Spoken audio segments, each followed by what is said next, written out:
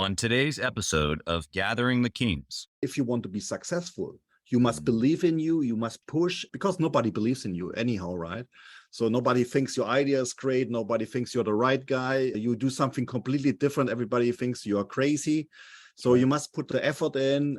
You are listening to Gathering the Kings with Chaz Wolfe, featuring fellow 7, 8, and even 9-figure business owners who have real battle scars from business and life, but have prevailed as the king that they are designed to be.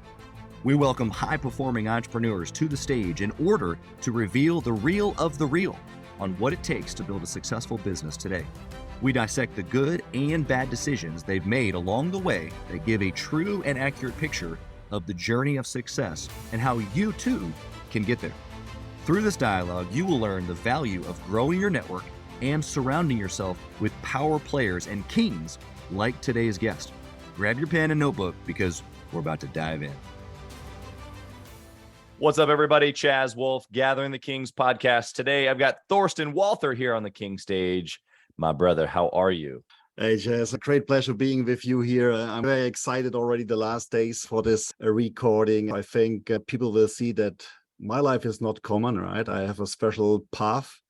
And happy to explain a little bit where I come from and what I'm doing. Well, I'm excited to jump in here with you. Before we do that, obviously, you've got a little bit of an accent. Tell us where you're from. Yeah, I'm so sorry. I'm German. And I try over many years to get away the accent, but I think that's in my DNA, in my blood, and that's right. It's very difficult. But if you think about the last 25 years, I not lived in Germany, right? I'm in France, Switzerland. I do things in San Francisco, Toronto. Now I'm many times in Singapore, but somehow my accent is not going away. As I was just telling the listeners, per Ancestry.com, it's pretty official that I think it's 38% German. We're basically cousins. That's quite a huge amount, right? It is. I think it stems from both sides. Wolf, my last name actually is an English name, I think from my grandmother's side, and who knows, the DNA train. But in all seriousness, Thorsten, tell us what kind of business that you have now, because this one's going to be a really interesting one. Yeah, I'm the CEO and founder of Inspify, and we are a virtual sales platform. If you speak about virtual sales platform, think about Zoom for sales, metaverse enabled, and on steroids. So what we are doing, we really help businesses, retailers, and marketing and creative to have a very impactful online experience when they talk with their customers or stakeholders. So customer success managers, account manager, salespeople, they have all the same problem now. And it's getting more and more that you have more and more meetings online, but you have to present your products, you have to present your service in such an amazing way that it's quite difficult, right? And we have developed something. We come from a lot of luxury brands. We work with a lot of luxury brands together.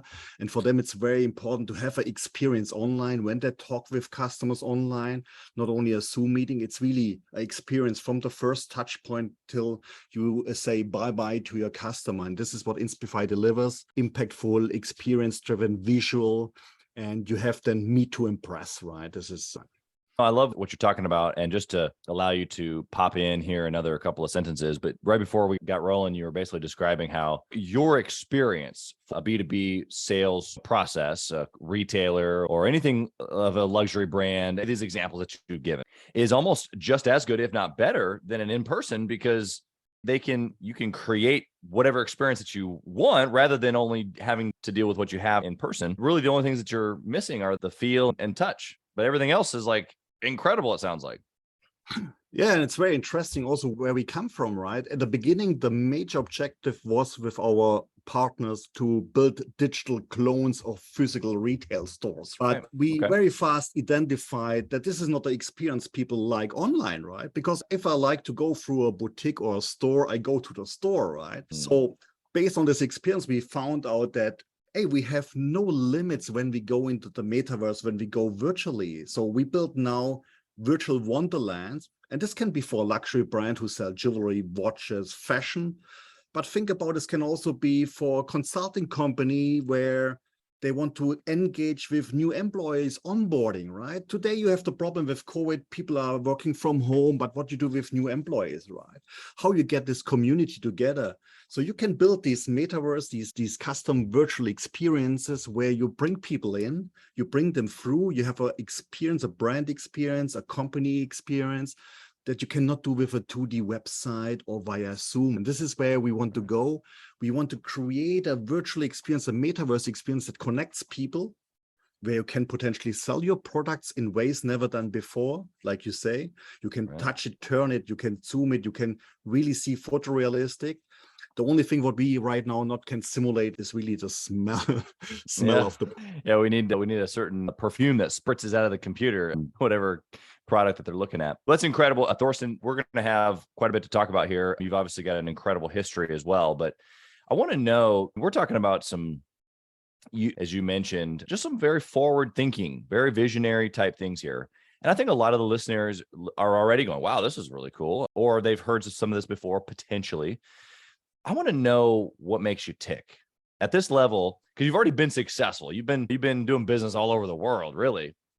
And you don't really have to probably do it much more, but I want to know, why are you pressing so far into this even new age way of doing? Yeah, I think this is one of my big weaknesses, right? I like to build things. And if you think where we come from, right? We come from a social shopping app that creates traffic in luxury boutiques. And then we have pivoted to this virtual sales platform.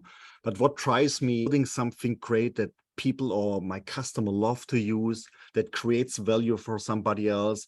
And if you may build a startup or a company, you put a lot of time in, you put a lot of love in, and it's a roller coaster every day, right? If I worked also 7 years for a bank in a corporate world, right? But this is not something for me, right? Going in the morning in the evening out. I need this adrenaline. And I was a professional football player, so my friends and my family tells me I'm very strong under pressure. And if you think about, diamonds are created under pressure, right? That's so right. If other people get stressed very strong when pressure comes, when all this startup side effect come, right? It's not every day is wonderful, right? Many times it's raining and storming, right? And you are the captain on the sailing boat going through the ocean, and you must get it done. But this is what I love to do, right? I love to do this. I love to tackle challenges. No solution when no problem is no solution. These are the things that drives me every day. And I want to build this global sales platform dominating the market and seeing this growing. It's like a baby, right? You have the baby, it's born, it's growing up, and you see it can walk, it goes to school, and now my baby girl is maybe going university, and soon it's getting married, right? And this is where every day I get this energy when I see this baby growing, and more customers, they love it, they love to use it, and different aspect, different industry. We come from luxury, we're talking about automotive, insurance, and so on. Right. Great. Every day this pushed you, right? And let you forget all the rainy days where you're outside with a raining coat, right? Yeah, that's such a great perspective, because for you, it's the build, right? It's the, let me get in there, let me solve problems. And for whatever our tick is, or whatever makes us go, whatever is pushing us, you're right. It does help us forget those rainy days, because they happen. They happen to everybody. They happen to every successful person, every not successful person. I just think that what you've just described is that the successful folks that we see around us have identified, what is it that makes me go? And for you, it's building, it's innovating. It's, let's take this next thing and make it better, or create something fresh and brand new. And that drives you. And so we don't think about, or we don't ponder, or we don't like really weigh on those rainy days. I just think it's so cool. I'm even just over here brainstorming as you're talking about this metaverse experience, and just realistic, and being able to zoom in and out, and being able to do everything, even for Gathering the Kings as a brand, the mastermind group. And like you said, for consulting, I think that it would be incredible to have some experiences, not only when we meet, obviously via Zoom, we could be meeting in our own experience inside of metaverse. And then of course, for prospects, like you're talking about, a sales platform for folks that want to check out Gathering the Kings as a potential mastermind group for them, when they come to us, having this incredible experience to be able to go through, maybe even meet some of the other folks in the group. I think that could be an amazing opportunity. So I'm already over here tinkering in my brain about how we can use your platform. That's great. So happy to hear. Yeah. I think one innovative mind calls out to another. Let's just be honest. I didn't create a mastermind around strategically talking business all day long because I hate it. I absolutely love putting puzzle pieces together. I want to know, take us back a little bit. How'd you get started? You said you played football. Over here in America, we call it soccer, right? But tell us the journey. Like, how did it transition from professional sports to business? I think this was starting quite early. When I was young, I started coding, software developing when I was 12, I think. My older brother had an IT company. So I started working in the holiday time in his company. He pushed me extremely. I'm very thankful to have an older brother that really not see myself as his young brother. And he wanted always that I grow. And so I love technology. This was my DNA is technology. And then when I grew up in Germany, it was quite interesting. In my time, there was not a PlayStation or all this stuff like you have today. For us, was always playing soccer, right? We come home from school. I'm a key kid, right? I'm growing up with a key around my neck. Both parents have working every day from morning at 6 till the evening. So I have to take care of myself. And I played with my brother's football, soccer in this time. And it was quite interesting in Germany, right? We have a lot of immigrants because we need them to help us in the factory in producing this. And so I had a lot of friends from Turkey and all these other countries from Europe, and it was always fun. We played in the Germans against the Turkish, the Germans against the Yugoslav. And I was the youngest, right? My brothers are 7 and 9 years older than me. So I was very young, coming as in the football and the soccer, and was getting better and better. And there was then the moment somehow when I got a professional contract then with Stuttgart. It's the first Bundesliga. I made some years in playing football, but it was never my love. It's very interesting, right? Yeah. Football was not my love. I was good in it, but it was not my love. And this was maybe also the thing why I not made it longer. And then I was playing in Toulouse in France in the first league. My club gets bankrupt. My contract was then stopped. And I was sitting in the garden in Toulouse, south of France, nice wine and cheese, and was thinking what I do. Yeah. And this was quite an interesting moment for me because a friend called me and said, "Hey, Thorsten, I have 3 other friends. They built a company in Germany, SAP consulting company. You have anyhow nothing to do right now. Why you not start there?" And I think why not? It's a good jump, right? From professional football back to the business. I love building things. So I stayed with the guys there and we built a company. But also here, I'm always a person, I want more, right? I set very high goals and targets and want to achieve them. And we came then in this company to a point where they did not want to grow in a way like I want to grow. So I exited and I built my second company. But in this point, it was quite interesting. This was a company that makes cloud services, was around 2003-04 for small companies, accounting, invoicing, time management, all this stuff, but it was not working. It was too early for most of the people at this time. Cloud, my data, I don't want to give my data and so on. Right. Then I transformed into a consulting company again, have customers in the US and Canada and Switzerland flying around the world, and was nearly a burnout because I was more in the plane as anything else. Joined in a bank in Switzerland, have then there some years with the bank. They transferred me to Singapore. And then I realized when I came to Singapore, hey, there's a big issue here with really storytelling experience in the physical boutique, connecting the inventory with the people outside via mobile phone. And this was then the moment where I say, okay, I make Inspify and build now this platform. Wow, that's incredible. I think that, I mean, there's so many entrepreneurs that think about cool ideas like this. And I think a lot of times we just go, that'd be cool. And then that's it. We think of a good idea or a great idea in our mind and, that'd be fun. And then that's it. And it never actually comes to fruition until someone like you comes around and actually does it. And so I'm so inspired. I want to know, in the early phases of either the consulting business or now Inspify, I want to know of a good decision that you've made that has really been like a key building point of you being able to be successful?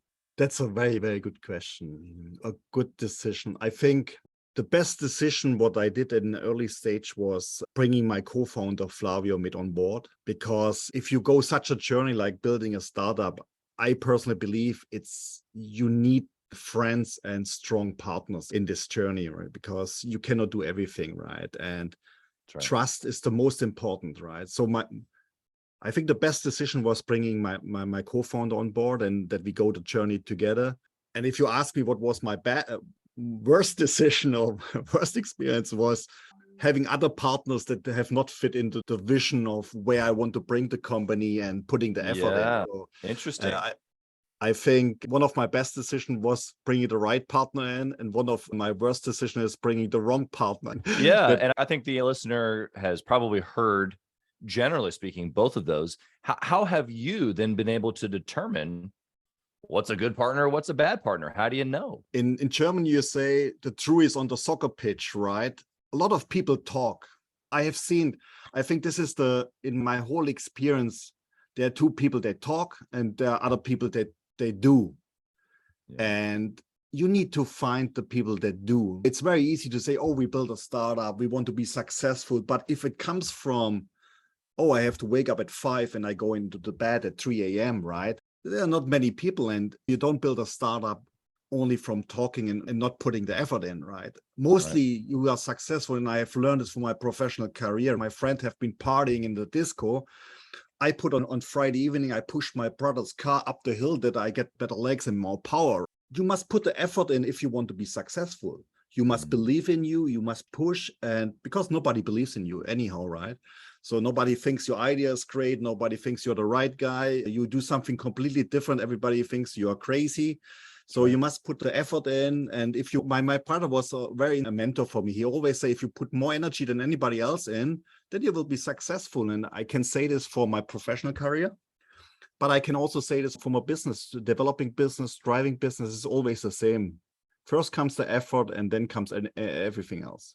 Yeah, I love that. I love how you equated it to even your history. I don't know if the listener caught that, but you said that you were pushing your brother's car uphill to be able to grow the stamina and power in your legs when you were working as a professional football player or soccer player. And so I think that those things in business look like dialing in and coding a platform, or really dialing on your sales process, or making more phone calls. You name the task, right? It's just doing the work. And then for the partnership, just to reiterate here, it's paying attention to who else is doing it. And so my follow-up question to that is, how do you know? How do you know before you bring them in that they're a doer? What are you paying attention to? I think now with my experience is I wouldn't make immediately somebody partner or give shares at the beginning, right? Because it's very difficult to see if somebody is really the person that can help you and want to go with you this journey, because it's like a marriage, right? If you are together in this, it's like a marriage. You have good times, you have bad times, you shout to each other, and you not get this from somebody you outside, or it takes time to learn and understand the other, right? So bringing the right partner in is the best if you know somebody since many years, how this person is, what is his weakness, what is his strength. I must really say building a startup is changing people, right? Because you have so many, maybe it's only in my life, right? You have every day so many challenges, and you must find solution for things that you don't know how to solve them, right? At the beginning. And you're permanently under stress. I think that it's a very big challenge to get the right partner or co-founder with you into a startup. You must be very careful because it's so difficult to get them out. Yeah, obviously, I think that you nailed the right word there. It's a marriage. And if you're walking into a marriage contract, you're not doing that lightly. Or at least I think you and I would suggest that you don't do that lightly. Okay. Yeah. I want to know, what kind of discipline or a process do you have now, Thorsten, around making decisions? Decision comes to your desk today. What kind of process do you put that decision through? I have 2 rules, right? Fail fast. It's very important for me, right? If you do innovative stuff, you must get it as soon as possible out to customers or to prospect to get the feedback, because, okay, you know what they need, right? But only if you put the stuff into the jungle and people are using it, you get the right feedback and so on. And this is for me, motivate my team, motivate my customer also to do new things, to test things, to really get this and also fail. And the second thing is for me to be successful is focus. I think the biggest problem why you're not successful is because you're not focused and define what is for you the goal.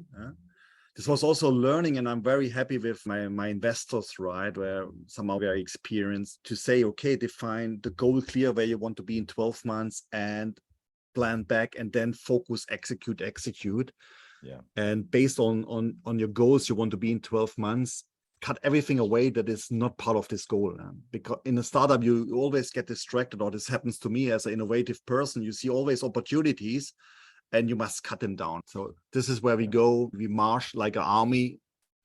This is where we go. How do you balance in that moment being able to be nimble and change? Because it's not like you start off, especially in a startup, it's not like you start today, define where you're going to go in a year and end up exactly there. We know that obviously things change over the course of time. You get feedback from customers and all the stuff that you're just got done talking about. So how do you know in that moment when you're building in the first few years, whether it's a startup or whether you're just in the first 5 years of business, let's say, from identifying a target and getting distracted, or this is something that we need to adjust and grow in so that we can become a better version? How do you know the difference? Maybe it sounds a little bit strange, but in my case, I can feel it, right? This is maybe where since I'm young, set my goal. And goal means, okay, where we want to go, not only from a revenue side, from a customer side, it's also from a company growth side. And you have your metrics, right? Okay, we want to have 4 or 5 million revenue. We want to have 200 customers. And then you must really get the troops in line from a marketing side, from an engineer, from a product side, operational side, that all is tailored to these kind of goals, right? Sure, you cannot predict things, right? Especially in early startups, you don't know sometimes how to get your customers, right? And this is, if your startup gets more mature, right? You are more predictable in how you get your customers, what you have to do. And these are the learnings that you have to go through. And it's very frustrating sometimes. You think about, okay, I must do this and this, and I get my customer, and nothing happens. And That's then right. you have something, customers come without, think about this, we have no marketing budget in the last 2 years. Right. So you get customers without marketing, and then you go in a way you want to get new customers through marketing, and you play around, you see what works, you have the gears to play around. So it feels sometimes you don't know sometimes why things work and why things not work. But if you look back, then clear the indicators, right? But because it's new and you have so many, I say noise. Today, the problem is you have so much noise, and you must filter the signals out of this noise and then make the right decisions. Yeah, no, it's so good. What you were just talking about, as far as basically whether it's a startup, a tech startup like yours, or whether somebody's in a construction business and they're just in year 2 or 3, right? There's nothing new necessarily about, let's say, building a deck, although I'm sure there's plenty of innovation inside of that industry. But my point is that we know decks. Okay, great. But the point is that same entrepreneur who's listening right now, whatever they're building or whatever they're doing, they still have to figure out what you just said, your sales process. How do you get new clients? Because as a new business, that is by far the most important thing. You got to go get the customers. You can be as clear as you want to be. We can have a game plan. We can have a business plan. We can all meet. We can even meet in the metaverse, and we can be excited about it. But if we don't have an action step to go get new customers. So my question to kind of circle all this up is, for the new business owner who's listening today, obviously a variety of different industries. So it's not going to be the exact as you as far as marketing and sales, but what would be your general advice around someone who's in their first couple of years of business, and what they need to go do is dial in on that marketing and sales process to acquire new customers? What would you say to that person? Absolutely right. We at the beginning, we have focused only on the product and not on the marketing side, right? You can have the best product, you don't sell it, right? If you don't know how to sell it. And Sure. I think in the current time, it's very important to understand, I call it product sales, right? We come from an enterprise sales where relationship is the key to success, right? You must know the right people to get access to decision maker, and then you have your meeting and you must win then this game, right? But you cannot, in my business, you cannot really scale in this business. So the biggest challenge, what you have really to figure out quite early is, and if you build a technology product, you must build in your product already thinking processes. How is the whole funnel from awareness down to conversion and purchase, right? You must understand these kind of things, right? It's easy to say, I make Facebook, I make LinkedIn, I make EDMs, but having the right website, right? So these are all the things we not did at the beginning. Having the right website, having purchase functionality in the website, understanding where come the people from, why they click now purchase.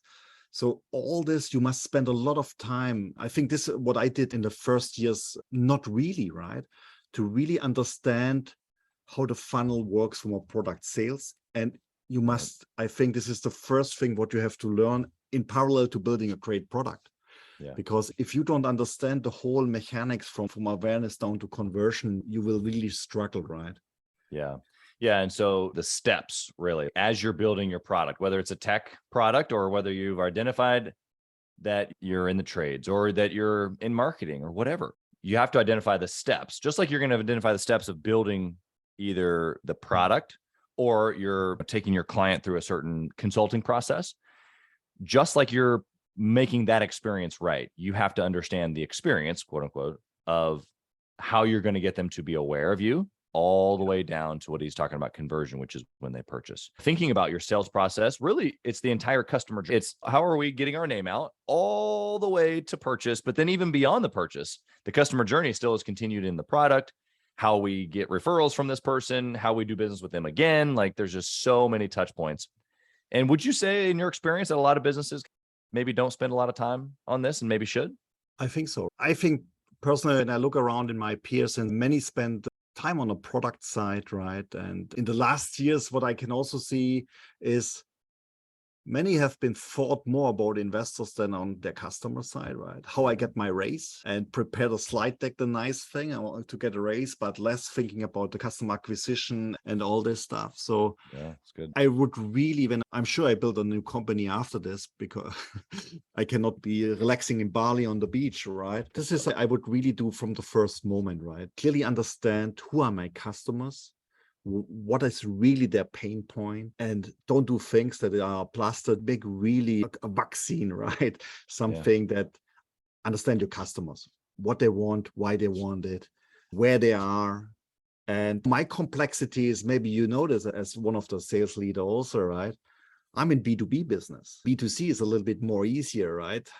Yeah. Google ad campaigns. I sell devices that help to present jewelry pieces and watch pieces in perfect quality via streaming and live sessions, right? It does not bring anything if I make Google ad campaigns and say, okay, streaming studio, remote selling. Right. Nobody's searching for this, so I will never come up. So the question, learn really what is your customer, what they are doing, for what they are searching, that has maybe nothing to do with your product. Right. For me, I love this because it's like a video game, right? So cracking these things and how I can get it, where I get traffic. And so that's the magic, right? Really thinking about how you crack it, how you can get your message, your brand, your products to a customer in the best way, where they say, wow, this is exactly what I need. Think about the iPhone. Before the iPhone was coming out, is a very funny statement. I think everybody has heard it. If you would ask the people about, I want a touch screen, I want to have apps, nobody would know it. And then Steve Jobs come with the iPhone and everybody know, oh, I need this. Yeah. And this is mostly if you do something innovative, these people does not know they need it. So from a sales perspective, it's really quite interesting how you can target these people that does not know the product is there and that the product will help them. So yeah, so this is quite makes fun to find this out, to figure this out and get the numbers. The number one thing that I just heard you say that I wanted to deposit into the listener before we move on to the speed round is this: you're playing a game, you're having fun, and you're playing a game. And I think when I really analyze what I'm doing in business in different industries, in different types of businesses for different lengths of time, I'm playing a game. I'm just having a blast. Sometimes it's a little harder. Sometimes it's a little easier. Sometimes I'm laughing. Sometimes I'm pretty serious. But man, I'm playing a big old game. And I think that mindset or that perspective, what you just said, having fun, playing a game, it actually releases all of the maybe potential stress or whatever. It's just, let's look at the sales process. Let's look at the fulfillment. We got to get down and break it down, and we got to actually do the business things. But this is just a big old game. Let's move the pieces around. Let's have some fun.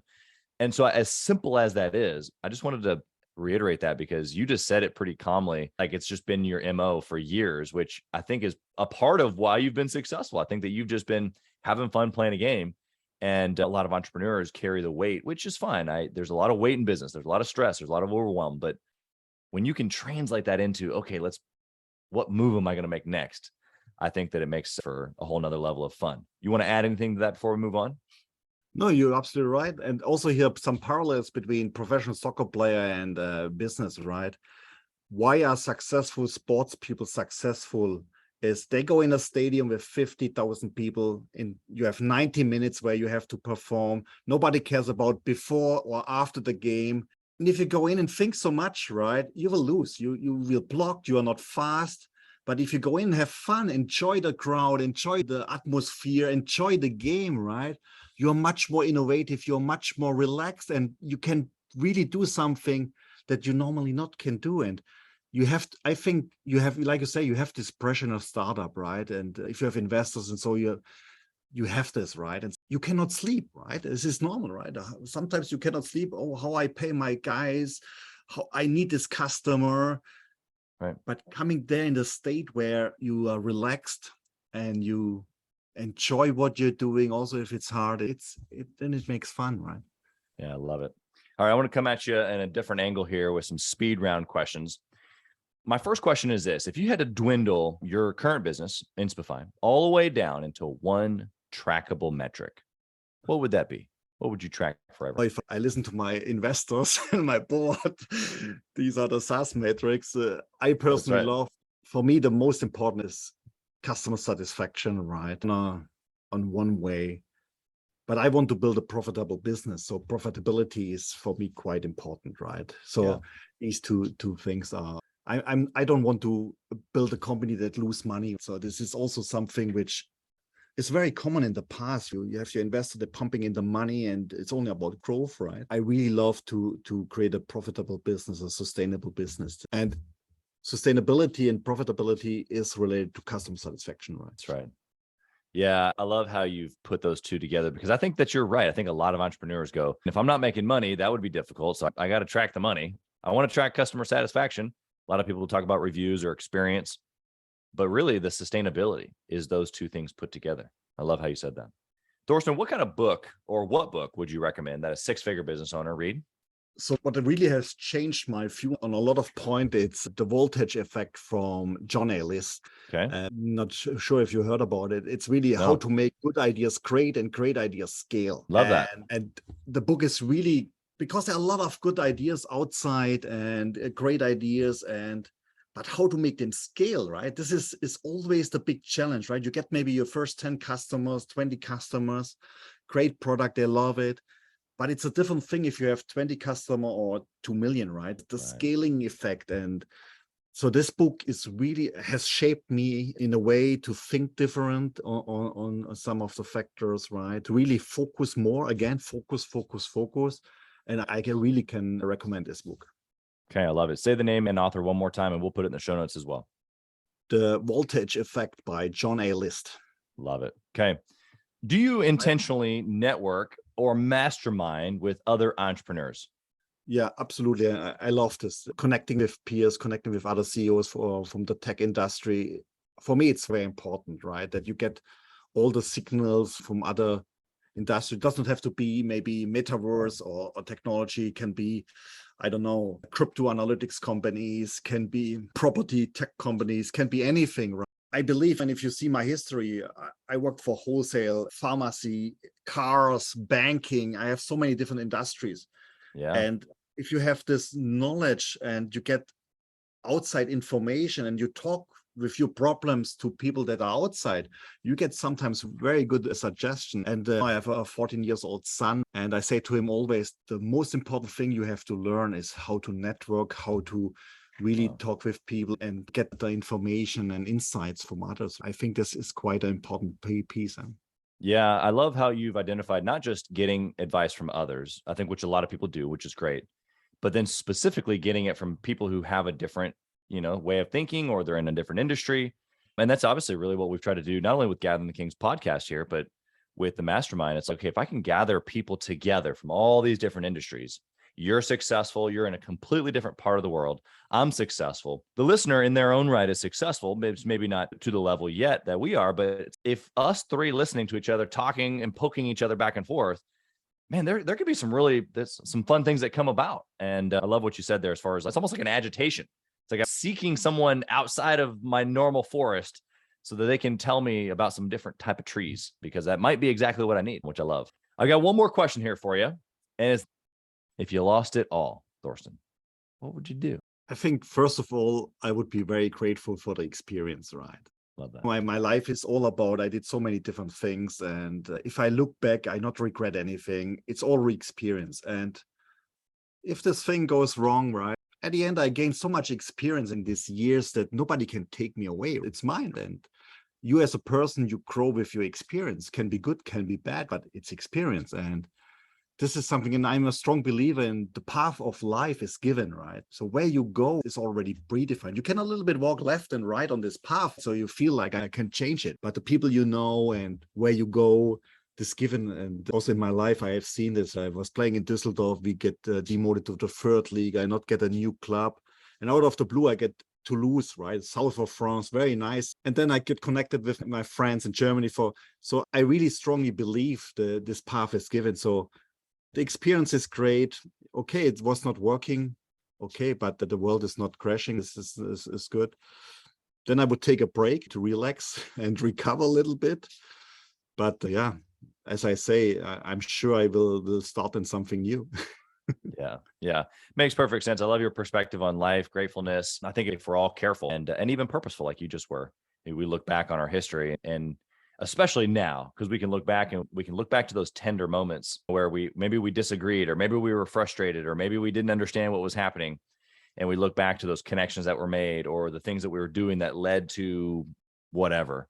And even though it was the south of France and that was not part of the plan, or whatever the thing we can look back to, and we go, oh, wow, if that hadn't happened, then I wouldn't have met that person. If I hadn't met that person, then that wouldn't have happened.